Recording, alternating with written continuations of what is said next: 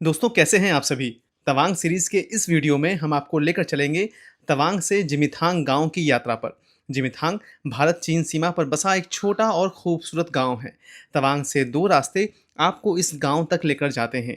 एक के लिए आपको लगभग 70 किलोमीटर तक की दूरी तय करनी होती है और दूसरे रास्ते से जिमिथांग पहुँचने के लिए आपको लगभग 100 किलोमीटर तक की दूरी तय करनी होती है। हमने शॉर्टकट वाला रास्ता चुना।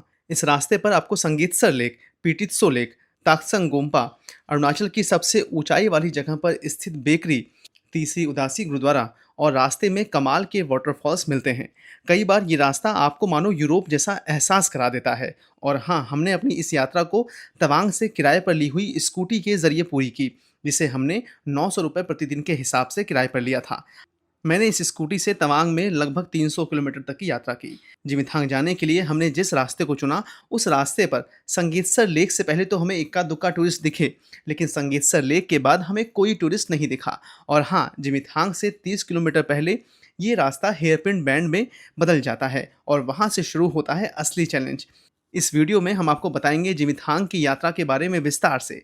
हमने तवांग से जिमिथांग तक की यात्रा कैसे की, जिमिथांग की यात्रा में कितना खर्चा हुआ और कितना फ्यूल लगा इस स्कूटी को चलाने में। जिमिथांग पहुंचने में हमें क्या-क्या मुश्किलें झेलनी पड़ी, इस यात्रा में अच्छा क्या हुआ और क्या ऐसा हुआ जिसकी हमें उम्मीद बिल्कुल नहीं थी। ये सब बातें हम आपको बताएंगे इस वीडियो में। तो दोस्तों आइए शुरू करते हैं इस कमाल की जर्नी को।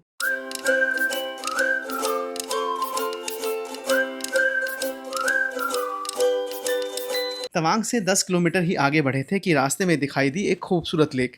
इस लेक का कोई नाम तो नहीं था, लेकिन कोयला फिल्म के तन्हाई तन्हाई गाने में नूरानंग वाटरफॉल्स और संगीतसर लेक के साथ इस लेक को भी दिखाया गया है। देखिए, हम रास्ते पर आगे बढ़ रहे थे, लेकिन यहाँ पर हमें एक छोटी-सी लेक दिखाई दी है पहाड़ों पर ही और हम काफ़ी ऊँचाई पर आ गए हैं अभी। हम तवांग से भी ऊँचाई पर आ गए हैं। तवांग 10,000 फीट की ऊँचाई पर है और अभी 10 किलोमीटर की दूरी के बाद हम काफ़ी ऊँचाई पर खड़े हैं। यहाँ से आगे जाकर पूरा तवांग शहर दिखाई दे रहा था, इवन तवांग मोनेस्ट्री भी दिखाई दे रही थी।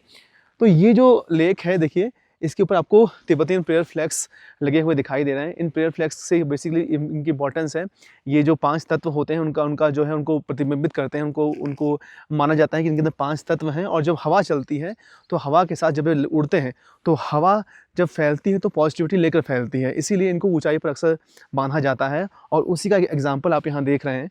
इस लेक पर कुछ मिनट गुजारने के बाद हमारा अगला पड़ाव था लामा शब्जे। दोस्तों सफ़र में आगे बढ़ें उससे पहले आपसे एक रिक्वेस्ट करते चलें। अगर आप पहली बार ट्रैवल जुनून का कोई वीडियो देख रहे हैं तो हमें सब्सक्राइब करना बिल्कुल न भूलें। आइए बढ़ते हैं सफ़र में आगे। क्या आप जानते हैं तवांग की पहाड़ियों के बीच एक ऐसा पवित्र स्थान भी है जहां छठे दलाई लामा ग्यालवा सांग्यांग ग्यात्सो ने तिब्बत की यात्रा के दौरान अपने चरणों के निशान छोड़े थे। दिलचस्प बात यह है कि छठे दलाई लामा का जन्म भी तवांग के पास स्थित उर्गलिंग गांव में हुआ था। दोस्तों अब हमारी यात्रा का अगला पड़ाव था पीटीत्सो लेक। ये तवांग से 15 किलोमीटर की दूरी पर है। पीटीत्सो लेक का पूरा नाम पंकांग तेंगसो है। इसे पेंगा तेंगसो नाम से भी जाना जाता है। और पहाड़ पर ऐसी झील का होना आपको आश्चर्य से भर देता है। ये झील दूर तक फैली हुई है और मज़े की बात कहिए या अजीबो-गरीब बात कहिए, यहाँ पे कोई टूरिस्ट नहीं है। तो ये है तवांग की एक हकीकत। यहाँ पर कुछ बिल्डिंग्स बनाई गई हैं। देखिए, कुछ कंस्ट्रक्शन यहाँ पर हुआ है गेस्ट हाउस टाइप से या स्टे के लिए, और वो भी अबैंडन्ड है, एकदम खाली पड़े हुए हैं और वहाँ पे भी कोई टूरिस्ट नहीं है। बस राहत की बात ये है कि आप यहाँ आकर शांति से एंजॉय कर सकते हैं। दूर आपको पहाड़ों पर बर्फ़ दिखाई दे रही होगी।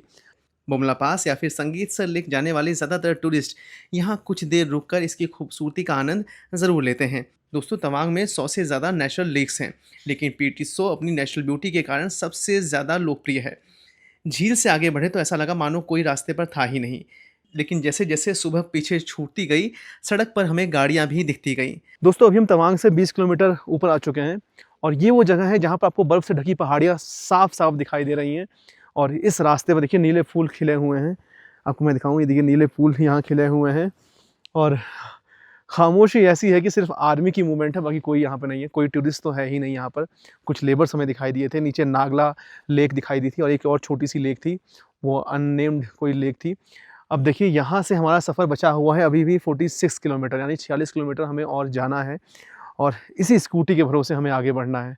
तो दोस्तों, मैं आपको सलाह यही दूँगा कि जब भी आप तवांग से आगे की यात्रा करें, अगर आप अच्छे राइडर हैं तो ही टू व्हीलर से जाएँ, वरना आप गाड़ी या टैक्सी हायर कर लें। हमें तो जगह-जगह रुकना था और चीज़ों को एक्सप्लोर करना था, इसलिए हमने स्कूटी का ऑप्शन चुना। अब रास्ते में आया तीसरी उदासी गुरुद्वारा, जो तवांग से 24 किलोमीटर की दूरी पर है। दोस्तों गुरुद्वारे आपने बहुत देखे होंगे, लेकिन आज हम आपको एक ऐसा गुरुद्वारा दिखाने जा रहे हैं जो पहाड़ के अंदर एक गुफा में स्थित है। ये है तीसरी उदासी गुरुद्वारा साहिब, जो इंडो चाइना बॉर्डर पर हमारे रास्ते में हमें दिखाई दिया है। और देखिए पर्वत की गुफा के अंदर वो गुरुद्वारा स्थित है। इस गुरुद्वारे की अहमियत इसलिए है क्योंकि सिख धर्म के संस्थापक गुरु नानक देव जी ने तीसरी उदासी की थी 1514 से 1518 के बीच, और तब उन्होंने धर्म का प्रचार किया था और 28,000 किलोमीटर तक की यात्रा की थी, और इसमें उन्हें 24 साल लगे थे। और इसमें वो कैलाश पर्वत पर भी गए थे, मानसरोवर की भी यात्रा पर वो गए थे, और तिब्बत भी 2 बार गए थे, लहासा भी गए थे, अरुणाचल भी आए थे। तो उसी दौरान जो लामा थे, वो लामा उनसे काफ़ी प्रभावित हुए और उनको नाम दिया नानक लामा, गुरु गोमका महाराज और बाबा लामा जैसे उनको नाम दिए गए। और उसी यात्रा के दौरान जो उनकी यात्रा है उसकी इंपॉर्टेंस बताता हुआ ये गुरुद्वारा यहाँ स्थित है। अगर आप यहाँ पे आते हैं तो यहाँ विजिट कर सकते हैं। और आर्मी का एस्टेब्लिशमेंट है आसपास, लेकिन गुरुद्वारे में जाने की कोई भी मनाही नहीं है नॉर्मल पीपल को, तो आप विजिट कर सकते हैं। दोस्तों हम अभी तवांग से 80 किलोमीटर आगे की यात्रा पर हैं, जो है जमिथांग विलेज, चाइना बॉर्डर पर, इंडो चाइना बॉर्डर पर। और हमें अभी सांस लेने में तकलीफ़ हो रही है क्योंकि हम पहाड़ के एकदम पीक पर आ चुके हैं, अब ढलान है यहाँ से। और क्या क्या यहाँ दिक्कतें हो सकती हैं देखिए।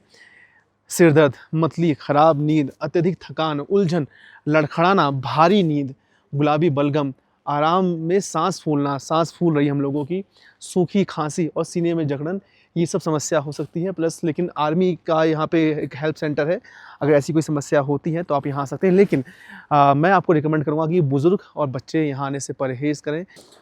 दोस्तों यहाँ पानी की प्योरिटी देखिए, कितना प्योर पानी है ये बह के आ रहा है, और यूँ ही पानी यहाँ बहता रहता है। कई जगह पानी की पाइप आपको दिखेंगी बिछी हुई, और इन्हीं से जो आर्मी है वो इन्हीं पानी का इस्तेमाल करती हैं। आर्मी की जो टुकड़ी यहाँ डिप्लॉय है। दोस्तों इस गुरुद्वारे के आगे हमें आर्मी के जवान मिले। उनसे पूछा तो उन्होंने बताया कि ये रास्ता आगे हमें बहुत परेशान करने वाला है। आगे कई किलोमीटर तक रास्ता ख़राब और बुरी हालत में है। उन्होंने हमें दूसरे रास्ते के बारे में बताया जो लगभग 100 किलोमीटर का है, लेकिन आसान है। हालांकि हम 30 किलोमीटर आगे आ चुके थे और पीछे जाने का सवाल ही नहीं था। आर्मी के जवानों से मुलाकात के बाद हमें कुछ ही दूर दिखाई दी अरुणाचल में सबसे ऊंचाई वाली जगह पर स्थित बेकरी। सुबह सुबह तवांग से जल्दी निकल गए थे, इसलिए बैग में रखे बिस्किट से कुछ देर तो काम चलता रहा, लेकिन अरुणाचल की इस बेकरी को देखकर भूख और बढ़ गई। इस बेकरी को आर्मी ही ऑपरेट करती है। यहाँ बाहर और अंदर का एम्बियंस आपको रुकने पर मजबूर कर देगा। तवांग की ठंडी वादियों में समुद्र तल से 10,000 फीट की ऊंचाई पर स्थित अरुणाचल की हाईएस्ट बेकरी सिर्फ एक बेकरी नहीं, बल्कि यात्रियों के लिए यादगार ठिकाना है। यहाँ पर जो बेकरी हमें मिली है वो है अरुणाचल प्रदेश की हाईएस्ट बेकरी, सबसे ऊंचाई पर स्थित बेकरी है, और इसे आर्मी ही ऑपरेट करती है। देखिए बहुत अच्छे तरीके से इसको डिज़ाइन किया गया है, सेटिंग्स यहाँ लगाई गई हैं, और ये जो व्हील होते हैं टायरों से ही यहाँ पे सेटिंग अरेंजमेंट्स भी बनाए गए हैं। तो ये कमाल की चीज़ है दोस्तों। तो आइए मैं आपको अंदर लेके चलता हूँ, दिखाता हूँ ये अंदर कैसा व्यू है।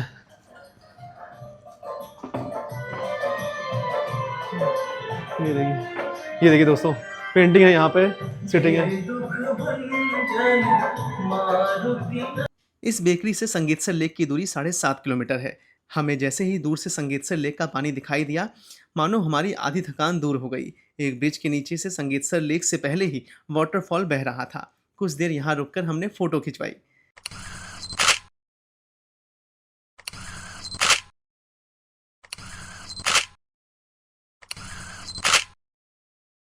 दोस्तों क्या आपने कभी ऐसी झील देखी है जिसके पानी के बीच आज भी सूखे पेड़ों के तने खड़े हों? तवांग की संगीतसर लेक को दुनिया आज माधुरी लेक के नाम से जानती है, और ये एक ऐसी ही झील है जहां आज भी आपको पानी के बीच में सूखे पेड़ों के तने दिखाई देते हैं। तवांग शहर से लगभग 35 किलोमीटर दूर और समुद्र तल से 3700 मीटर की ऊंचाई पर स्थित ये झील प्राकृतिक रूप से नहीं बनी है। साल 1950 में आए एक भीषण भूकंप के कारण पहाड़ का एक हिस्सा खिसक गया, जिससे घाटी का जल स्रोत रुक गया और देखते ही देखते यहाँ एक विशाल झील बन गई। उस समय जो पेड़ यहाँ मौजूद थे वो पानी में डूब गए। दोस्तों सुबह 6 बजे हम चले थे तवांग से, और अभी बज रहे हैं 10:30 और हम आ गए हैं संगीतसर लेक, जिसे माधुरी लेक भी कहा जाता है। तवांग की हाइट है 10,000 फीट की, और ये हाइट है 12,467 यानी 12,467 फीट की हाइट पर हम मौजूद हैं। और मेरे पीछे जो आप लेक देख रहे हैं ये है संगीतसर लेक। यहाँ 1997 में आई फिल्म कोयला की शूटिंग हुई थी, और कोयला फिल्म ही वो पहली बॉलीवुड की फिल्म है जिसमें पहली बार जिसमें पहली बार अरुणाचल प्रदेश के किसी हिस्से को दिखाया गया था। उसी फिल्म से ये जगह काफ़ी हिट हो गई। आज ये मेजर टूरिस्ट स्पॉट बन चुकी है यहाँ पर अरुणाचल प्रदेश के अंदर, तवांग के अंदर। और यहाँ पर स्पॉट्स हैं, फ़ोटो स्पॉट्स हैं, कैफ़े हैं और एक तरह से पिकनिक का बहुत बेहतरीन स्पॉट है। पीछे जो आप लकड़ियाँ देख रहे हैं वो देवदार की लकड़ियाँ हैं, देवदार के पेड़ हैं, जो बताते हैं कभी यहाँ घना जंगल हुआ करता था, लेकिन पानी भरने की वजह से वो पेड़ सूख गए। झील के चारों ओर बर्फ से ढके पहाड़, रंग बिरंगे प्रेयर फ्लैग्स और शांत वातावरण आपको यहाँ आकर अद्भुत आध्यात्मिक और प्राकृतिक अनुभव देते हैं। सर्दियों में जब आसपास का इलाका बर्फ से ढक जाता है, तब इसकी खूबसूरती कई गुना बढ़ जाती है। यहीं पर आपको इस जगह होने वाले फूल और वनस्पतियों की जानकारी भी मिलती है। आप इनके बारे में जानकर यहाँ आकर एक नई ताजगी का एक्सपीरियंस लेते हैं। जो ये संगेश्वर लेक है उसकी 4 तस्वीरें यहाँ लगी हुई हैं। विंटर में यहाँ का माहौल कैसा होता है, रेनी सीज़न में कैसा माहौल होता है, ऑटम जो होती है वसंत ऋतु, उसमें कैसा माहौल होता है, साथ में समर्स में, गर्मी में कैसा माहौल होता है। तो इसकी खूबसूरती हर मौसम में बदल जाती है। संगीतसर लेक पर हम लगभग 1.5 घंटा रुके। यहाँ के बाद हम जैसे ही आगे बढ़े, मानो एक नई दुनिया शुरू हो गई थी। अब तक रास्ते में संगीतसर लेक घूमने वाले टूरिस्ट की गाड़ियाँ हमें दिखाई दे रही थीं, लेकिन यहाँ के बाद रास्ते पर सिर्फ हम ही थे। संगीतसर लेक के बाद जो एक अहम जगह आई वो थी ताकसांग गोम्पा। संगीतसर लेक से आगे बढ़ते ही पहाड़ों के बीच एक शांत और बेहद पवित्र स्थान आता है, ताकसांग गोम्पा। समुद्र तल से 3300 मीटर की ऊंचाई पर स्थित ये प्राचीन बौद्ध मठ तवांग क्षेत्र के सबसे महत्वपूर्ण आध्यात्मिक स्थलों में से एक माना जाता है। स्थानीय मान्यताओं के अनुसार 8वीं शताब्दी में गुरु पद्मसंभव ने यहाँ ध्यान और साधना की थी। गुरु पद्मसंभव का एक नाम गुरु रिनपोचे भी था। कहा जाता है कि वे बाघिन की पीठ पर सवार होकर इस स्थान तक आए थे। इसी वजह से इसका नाम ताकसांग पड़ा, जिसका मतलब है बाघ का बसेरा। ये स्थल चट्टानों के अंदर ऊंचाई पर है और अक्सर सभी लोग वहां नहीं जा सकते हैं, इसीलिए रास्ते पर ही एक गोम्पा है। आप इस गोम्पा को विजिट कर सकते हैं। संगेश्वर लेक से आगे 5 किलोमीटर बाद यही गोम्पा रास्ते में पड़ता है। दोस्तों, कुछ देर गोम्पा पर रुकने के बाद यहाँ की खूबसूरती को आंखों में समेटते हुए, यहाँ के स्थानीय लोगों से बात करते हुए, उनके व्यक्तित्व को जानते समझते हुए और उनसे कुछ सीखते हुए हम बढ़ रहे थे आगे। इस यात्रा में हमारा साथ दे रही थी हमारी स्कूटी। इसी स्कूटी पर यात्रा करते हुए एक दिन पहले हम पहाड़ी रास्ते पर फिसल भी गए थे, लेकिन कुछ भी हो, इस स्कूटी की वजह से ही हमारी ये यात्रा पूरी हो रही थी। इस रास्ते में कई जगह स्थानीय लोग हमें ऐसे देख रहे थे मानो इस रास्ते पर पहली बार कोई टूरिस्ट गुजर रहा हो। रास्ते में एक शांत सड़क पर जब वाटरफॉल देखा तो खुद ब खुद हम वहाँ रुक गए। दोस्तों, हम लोग संगेश्वर लेक से लगभग 7 या 8 किलोमीटर आगे आ चुके हैं और यहाँ पर एक नदी हमें मिली है। नदी तो नीचे से बह रही है, तकसांग चू नाला नाम है उसका, लेकिन यहाँ पर जस्ट हमें एक वाटरफॉल और मिल गया है। बहुत ही ब्यूटीफुल वाटरफॉल है। और अभी पीछे एक जगह थी, एक रास्ता था जहाँ पर नदी और सड़क साथ साथ चल रही थी दोस्तों। तो वही तकसांग चू नाला और सड़क, ये जो सड़क जिस पे हम आ रहे हैं, ये साथ साथ थे। तो दोस्तों, ब्यूटी अपने पीक पर है यहाँ अरुणाचल प्रदेश में। मतलब मैं शब्दों में क्या बयां करूँ। देखिए, शांति ऐसी कि कोई टूरिस्ट यहाँ पे है ही नहीं। जहाँ हम लोग आए हैं, हम लोग संगेश्वर लेक से आगे आ चुके हैं। संगेश्वर लेक तक तो टूरिस्ट की भरमार थी एक तरह से, मतलब बहुत सारे टूरिस्ट वहाँ पे थे, लेकिन उसके आगे सिर्फ अभी हम ही लोग दिखे हैं हमें, और कोई हमें ना व्हीकल दिखा, ना टू व्हीलर दिखा है, ना गाड़ी दिखी है। सिर्फ आर्मी का जो मूवमेंट है वो हमें दिखा है, बाकी नो बडी इज़ देयर। इसके बाद हम एक जगह और रुके जहाँ पहाड़ों का नज़ारा बदला बदला सा था। दोस्तों, आज तक किसी भी यात्रा में मैंने दूर तक फैली पहाड़ों की चोटियाँ इस तरह नहीं देखी थी जैसी जिमीथांग के रास्ते में देखी। दोस्तों देखिए, सामने एक ऐसा पहाड़ आ गया है जहाँ कोई पेड़ नहीं है और एकदम खुली पहाड़ी है, घाटी की तरह एक नज़ारा है। और ये देखिए, कमाल की ब्यूटी है। दोस्तों, अभी हम जस्ट एक रास्ते पर आए हैं और इस रास्ते पर जो अमेजिंग बात है वो ये है कि पहाड़ के ऊपर देखिए, इस पहाड़ के ऊपर कोई पेड़ नहीं है। पहाड़ियाँ ऐसी हमें दिखाई दी थी अभी तक जहाँ पर देवदार के पेड़ थे, लेकिन इस पहाड़ी पर एकदम प्लेन रास्ता है।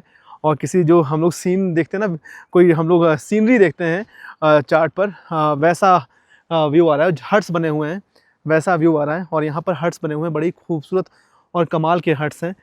देखिए दोस्तों, ये जो हट बने हुए हैं, यहाँ बेसिकली ये चरवाहे इस्तेमाल करते हैं इन हट्स को। वो सर्दी में नीचे चले जाते हैं, गर्मी में आते हैं अपने एनिमल्स को लेकर, और यहीं वो रहते हैं। ये हमारे वासु भाई साहब, देखिए, इनकी दीवानगी का आलम यह है कि ये चढ़ गए इस पहाड़ पर, जबकि यहाँ कोई रास्ता भी नहीं था।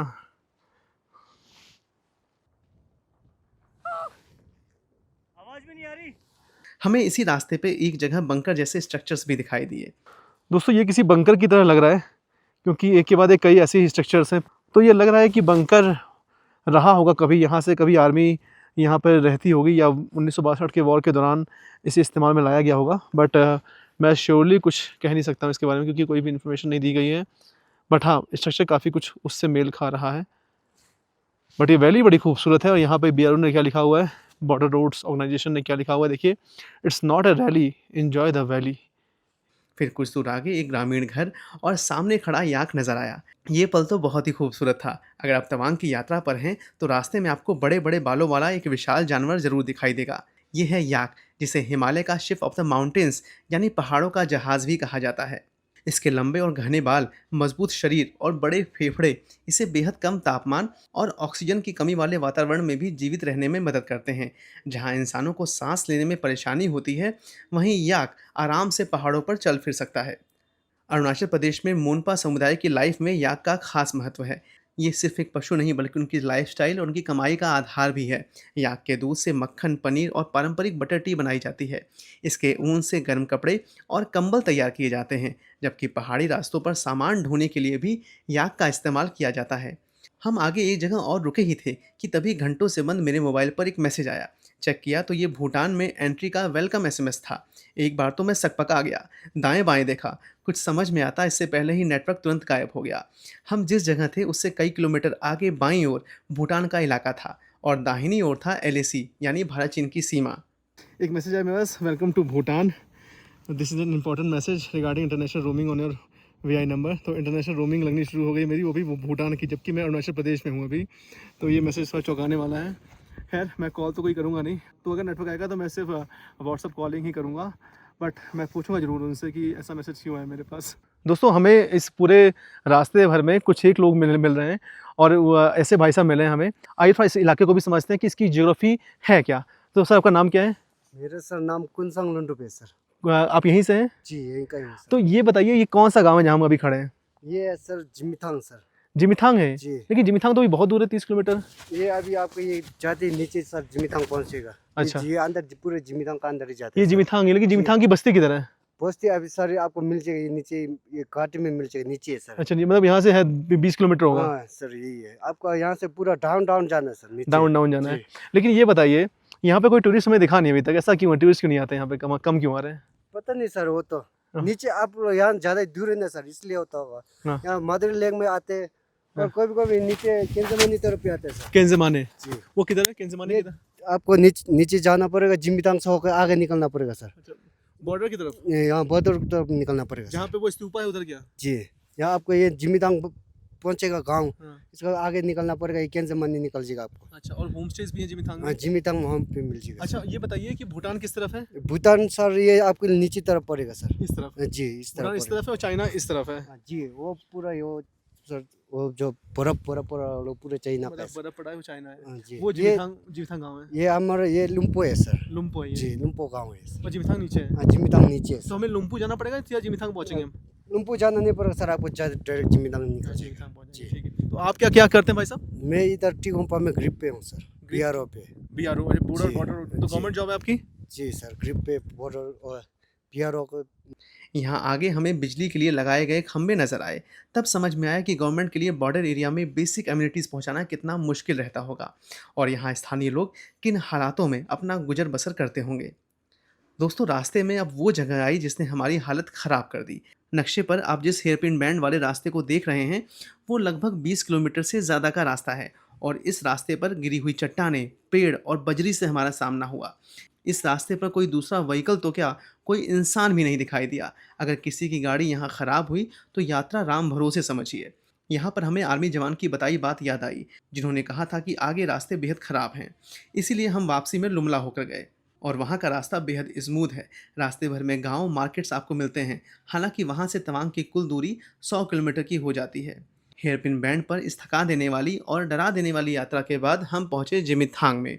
अरुणाचल प्रदेश के सबसे शांत और खूबसूरत सीमावर्ती गांवों में से एक है जिमिथांग। तवांग से लगभग 100 किलोमीटर दूर ये छोटा सा गांव न्यामचांगचू नदी के किनारे बसा है।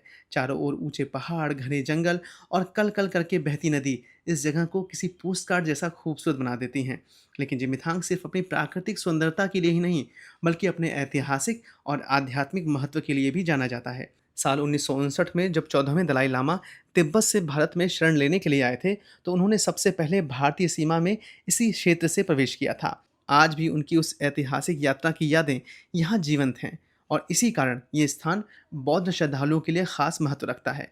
न्यामचाकचू नदी जो तिब्बत से निकलकर तवांग घाटी में बहती है, जिमिथांग की जीवन रेखा मानी जाती है। इसके किनारे बने खेत, पारंपरिक मूनपा घर और शांत वातावरण इस गांव को भीड़ भाड़ से दूर एक अनोखी पहचान देते हैं। जिमिथांग में आपको गौरसन चोटन जैसे ऐतिहासिक बौद्ध स्मारक भी देखने को मिलते हैं, जिसे अरुणाचल प्रदेश के सबसे बड़े चोटन में गिना जाता है। हर वर्ष यहाँ आयोजित गोरसम कोरा उत्सव में भारत, भूटान और तिब्बत की सांस्कृतिक विरासत की झलक देखने को मिलती है। दोस्तों, यात्रा में हुए खर्च के बारे में जान लेना भी जरूरी है।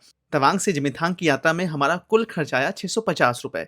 बेकरी में खर्च हुए थे 350 रुपये और 300 रुपये का पेट्रोल हमने स्कूटी में भरवाया, जो कि जिमिथांग पहुंचने तक पूरी तरह खत्म नहीं हुआ था। वहीं अगर आप इस यात्रा के लिए टैक्सी बुक करते हैं तो उसका फेयर 8 से 10,000 रुपये के बीच होता है। तो जिमिथांग पहुंचकर हमें समझ आया कि स्कूटी पर यात्रा करके हमने अपने काफ़ी पैसे बचा लिए थे। अगले वीडियो में हम आपको दिखाएंगे जिमिथांग की खूबसूरती और वहाँ की अनोखी परंपराओं को, और आपको लेकर चलेंगे किंजमाने, जहाँ दलाई लामा ने अपनी छड़ी को गाड़ा था और वही छड़ी आज एक बड़े वृक्ष का रूप ले चुकी है। दोस्तों, वीडियो को देखने के लिए आपका ढेर सारा शुक्रिया। चैनल को सब्सक्राइब करना न भूलें और वीडियो को दोस्तों के साथ ज़रूर शेयर करें। मिलूंगा आपसे अगले वीडियो में। धन्यवाद।